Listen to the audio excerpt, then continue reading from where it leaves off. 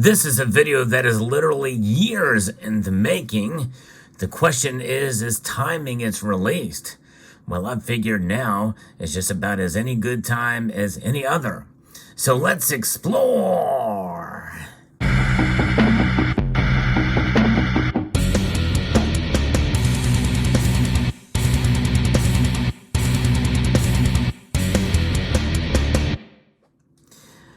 The reason why I mentioned timing the release of this video and of a topic that I've been literally mulling over for years is I want to try to increase its impact on you, the audience, because it's probably one of my most important silver videos that I'll ever produce on this channel.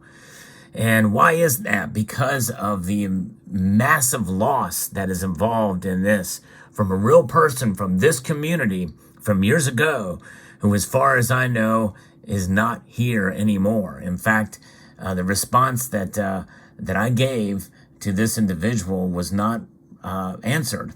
And this goes way back to about 2015 when this message was sent out. And I'm going to read to you what this message was. This was back during a time when YouTube allowed private messages, which they don't allow anymore.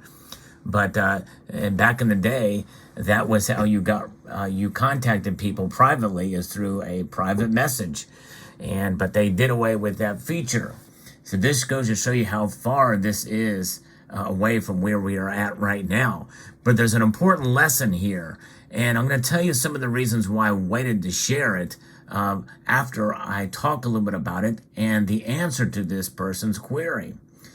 And I'm not going to mention this person's name just in case by some very rare instance he may be listening. But he says, please explain to me how silver maintains its value when 3 years ago I purchased $100,000 in silver that I could sell now for $42,000. I must be missing something, but I feel loss. Had I waited, I could have purchased over twice as much silver for my $100,000. Please explain to me how I didn't lose anything. Thanks, it would make me feel a lot better and maybe stop the family from looking at me like I'm an idiot. Because when I purchased my silver, I told them that it would preserve my wealth. Help me explain to them that I am maintaining my wealth. And the person did not use the word investment in their message, and that's good. But at the same time, he is feeling lost, and rightfully so. And my answer, by the way, kind of focused on it as an investment, because even though it was not mentioned in his message, it was implied. I think his family was hoping that he could make money on silver. And one thing is for sure, he lost a lot of money, for sure. And that investment that he made was all at once. And that is the key. See, folks, there is a wrong way and a right way to buy silver. And if you use the wrong way, it is a risk and a gamble. If you do it the right way, it is still somewhat of a risk, but it's greatly mitigated. And really, in the end, you will come out not ahead, but even. And that's what it's about. That's essentially what my message was to this individual back during the time. He bought it pretty much at the height of almost at the height of when silver was purchased at around $48 an ounce. That is about near the time when he made his purchase, based off of the timestamps and when I screen captured this. It wasn't not that far into the channel's existence here, and you know, he bought.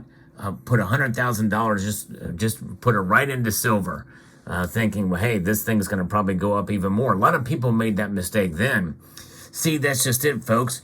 Whenever there's excitement about a rising stock or commodity, people tend to rush into it when it climbs in price, or at the very top of that price, which is the case that this individual did.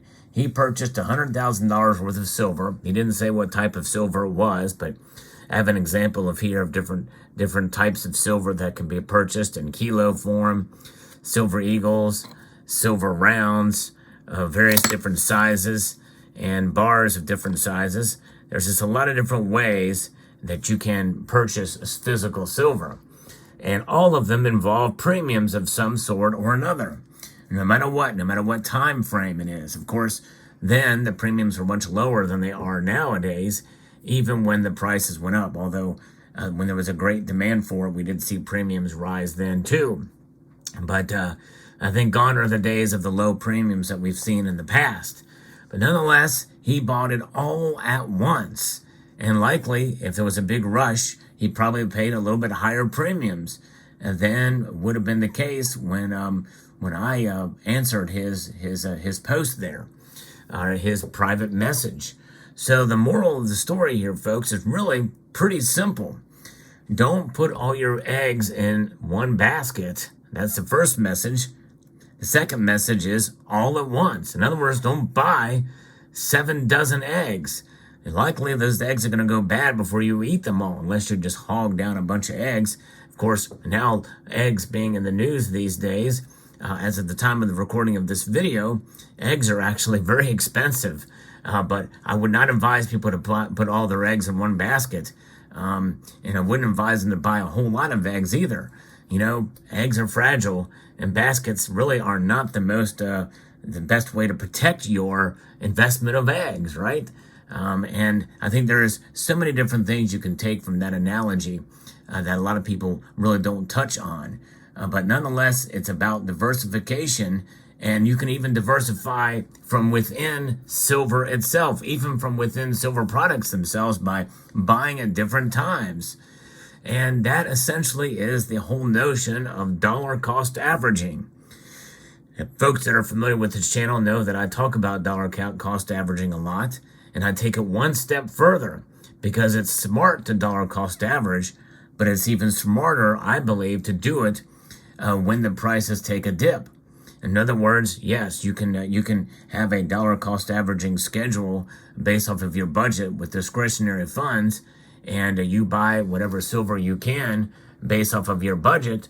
And if you have a little bit more, and you have a little bit of a padding, then you can buy a little more silver when the prices dip, and maybe a little bit less when the prices go up. Or maybe even if they spike dramatically, don't buy at all during that time. It's just about being agile with the markets. I really believe in that. But even if you do, just straight up dollar cost averaging, essentially that's going to work out for you. There are examples. I know people who have practiced dollar cost averaging, whether it be my version or their version, and it's worked out very, very well for them. And not necessarily to get rich or to earn money, but to preserve their wealth. And that's what it's about, is about wealth preservation. So maintenance of wealth is not just throwing a bunch of money at a commodity, a stock, or an investment, or physical silver of any sort, and hoping it's going to preserve your wealth over the long course of time. You bought at an anomaly. You bought, my friend, the individual who sent this message, at the absolute worst time with the absolute most amount of money. And in a sense, when you think about it, that's the fool's errand. When you do that, thinking that it's going to just go up higher, we don't know what the market's going to do. In retrospect, hindsight being 2020, we know now that 2011 and during that time period, it didn't hang up. It didn't hang on to that high for very long. If you look at it in a long course of time, that chart, it's one big massive spike for a very short amount of time, like a sharp-edged sword that just punctured the guy's wallet, bleeding out as it went down his value. So it's a matter of, and by the way, I bought some silver at around $48 an ounce. Very little, maybe a couple ounces at the most, but I wish I had those receipts. But the vast majority of my silver that I bought for stacking purchase, at least before these most recent purchases that I've made in the past year or two, has been at around $4 an ounce on average. That's where the vast majority of my stackable silver comes from that time frame. I've kept it. I've held on to it. I've actually done fairly well in that regard. Some people might say that I may have profited. I don't know. That would be actually a fairly strong term. I'd have to do the math on inflation-adjusted numbers during that course, but I think overall, if you look at my other silver purchases, it all evens out, probably for me. In fact, who knows? Right now, as of the recording of this video, and I don't want to date this video because I want this video to last, to be something that will be viewed for a long time for its message, and that is to not be a victim of improper buying silver, improper silver practices, buying. There's a wrong way to do it. There most certainly is, and this person did it in the wrong way, and he failed miserably in his strategy to preserve his wealth. And it was not the silver's fault by any stretch. Silver, the markets were unusual at that time. It was an anomaly, and a lot of people fell victim to it. And that's part of the problem many times with some prognosticators and folks out there who say that silver is going to go to the moon and it's only a matter of time. And they latch on so much to this idea of silver suppression that it's just a matter of any moment that it's going to break out.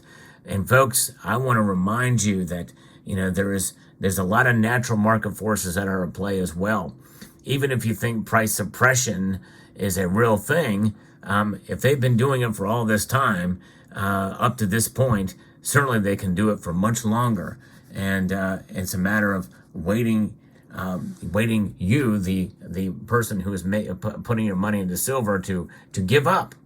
And my message is to not give up on silver, because silver is a metal that essentially sells itself over the course of time. Silver is a wealth preservation device that has been known to be a store of value over the course of history. And in times of inflation, such as is the case when I'm recording this video, it is not shining as much as it should yet. But it's only a matter of time, I believe, that it will. But what does that necessarily mean? I think that means that its price will fall in line with its value. Value and price are two very different things, and I think if people understood that, they wouldn't be so hung up on price whenever they make these purchases. But they would use the price to their advantage whenever they do make these purchases. Because in the end, there's going to come a time where you're going to either want to cash out or pass it along to the next generation. And passing along to the next generation requires education of that next generation. And that is crucial and important that they understand value. And if you go to cash it out, then most certainly price does matter. But if you practice dollar cost averaging at the least and smart dollar cost averaging at the most optimal form, you are going to preserve your wealth and you are going to maintain that store of value over the course of time. And that's what it's about, folks. So I hope you found this video interesting, educational, and informative. I would like to extend a multitude of gratitude to all of you and encourage you to please rate this video. Press that thumbs up button down below. It's very important. This is a message that I want to get out probably more than any of my other videos, any of them. It's that important. Share it among other social media platforms and maybe on your community tabs or or anywhere that you can think of, and comment down below what your thoughts are and subscribe.